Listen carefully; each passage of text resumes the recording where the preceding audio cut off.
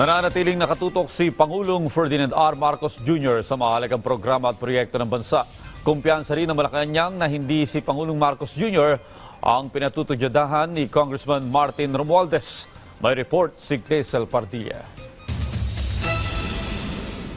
Korupsyon sa pambansang pondo nakaraang taon, pagdinig sa impeachment ni Vice President Sara Duterte at iba pang ingay sa politika. Sa kabila ng mga isyong yan, ayon sa Malacanang, nananatiling nakatutok si Pangulong Ferdinand R. Marcos Jr. sa mga programa at proyekto sa bansa. Hindi po ito makakaapekto sa Pangulo. Kamakailan lamang kinaladkad ni dating House Speaker Martin Romualdez ang ehekutibo sa isyu ng katiwalian na ipinupukol sa mambabatas.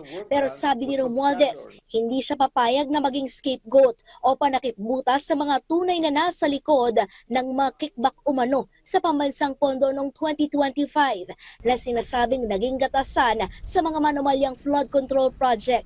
Hindi umano nakadepende sa iisang tao gaya niya na tumayong House Speaker noon ang pambansang pondo. Command responsibility is far more logically relevant in the executive branch where there is actually supervision, operational control, and implementation on the ground than in the collegial legislative body where constitutional role is deliberation and appropriation. Sagot dyan ng Malacanang. At kung sinasabi niya po na ang executive ang may command responsibility, kaya nga po nagpautos ang Pangulo. Hindi po tinulugan, walang pagka-cover up, pinaumpisahan po niya ang pag-iimbestiga. Para kung meron mang anomalya at kung sino yung dapat na managot, dapat po na managot. Kumpiyansa ang palasyo, hindi si Pangulong Marcos ang pinapatutsadahan ni Romualdez. Hindi lamang po ang Pangulo ang nasa executive.